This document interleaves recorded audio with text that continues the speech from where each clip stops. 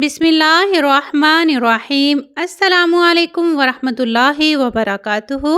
Welcome back to my channel cooking with वलिक family. Viewers, कैसे हैं आप? उम्मीद करती हूँ आप बिल्कुल ठीक ठाक होंगे।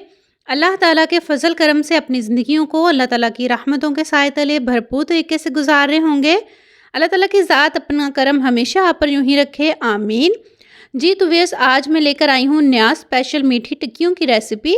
तो रजब स्पेशल में ये बहुत ज़्यादा बनाई जाती हैं। कैसे बनती हैं परफेक्ट मेजरमेंट से बताऊंगी, तो इसलिए आप ज़रूर वीडियो को फुल वॉच कीजिएगा। तो चलिए आइए हम इसको बनाते हैं।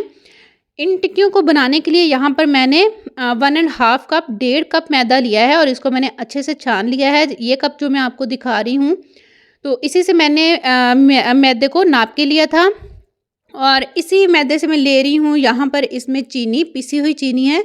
और ये फुल कप नहीं है, हाफ कप से ज़्यादा, मतलब कि पौना कप है।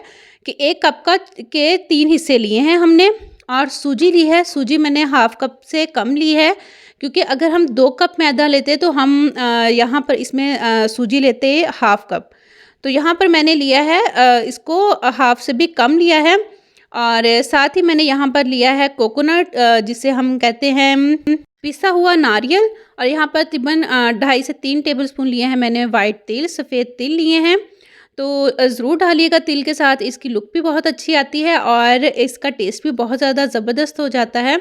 और यहाँ पर मैंने मेल्टेड घी लिया है 3 टेबलस्पून के बराबर, और इसको मैंने एक छोटे कप में ही डाल लिया था, लेकिन ये 3 टेबलस्पून घी है, मेल्टेड घी।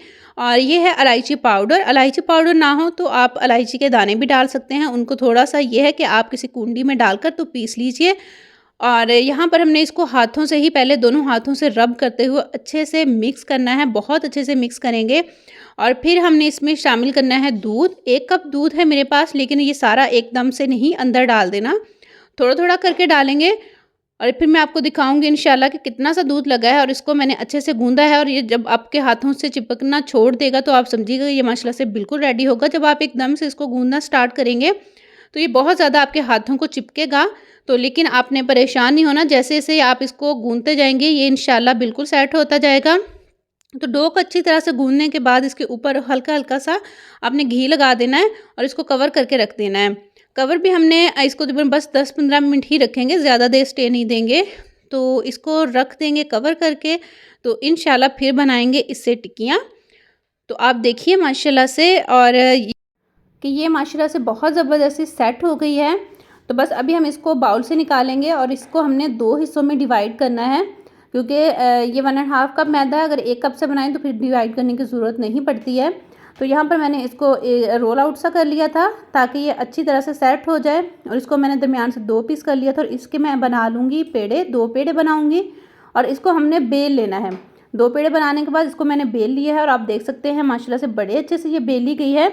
और बेलते वक्त नीचे काउंटर पे थोड़ा सा ऑयल या घी लगा लीजिएगा, ताकि जब हम टिक्कियाँ उठाएं तो हमें मुश्किल ना हो और हमारी टिक्कियाँ टूटे नहीं। तो ऊपर मैंने ये वाइट तिल स्प्रिंकल कर दी, और इसको मैं बेलन से थोड़ा सा प्रेस करते हुए दबा दूँगी ताकि ये अच्छे से सेट हो जाएं। तो ये देखिए माशाल्लाह से ये बड़ी ही ज़बरदस्त इनकी लुक आती है। तो आप भी इनको ज़रूर बनाइएगा। फिर उसके बाद हमने इसकी कटिंग करनी है। आपके पास कोई कटर है तो उससे कर लीजिए। मैं इस गिलास से कर रही हूँ, क्योंकि हमने बहुत ज़्यादा बड़ी बड़ी टिक्कियाँ नहीं बनानी। बड़ी टिक्कियाँ अगर हम बना लेंगे तो फ्राई करते हुए वो टूट जाएंगी, जो कि बिल्कुल भी अच्छी नहीं लगेंगी। इसलिए आप साइज़ ज़रा नॉर्मल ही रखिएगा, ताकि फ्राई करते हुए आपको उलटते पलटने में इसको मसला ना हो। तो ये देखिए, जो मैंने अंदर से बाकी डो निकाली है उसको दोबारा से बेलेंगे और दोबारा से टिक्कियाँ बना लेंगे। तो यहाँ पर मैं इन पे डिज़ाइन बना रही हूँ। तो ये मैं किस तरह से बना रही हूँ ये मैं आपको दिखाती हूँ। आप कोई भी ऐसे स्ट्रेनर ले लीजिए, ऑयल स्ट्रेनर, जिससे हम पकौड़े वगैरह बनाते हैं, चिप्स बनाते हैं, स्नैक्स बनाते हैं, तो वो ले लीजिए। उसके ऊपर इस तरह से आप प्रेस कीजिए और हल्का हल्का प्रेस कीजिएगा। पहले छुरी से ना जब हम नीचे से उठाते हैं तो वो थोड़ी सी साइडें इसकी कटर की वजह से ख़राब होते हैं, किनारे निकले होते हैं, छुरी से उनको सेट कर लीजिए।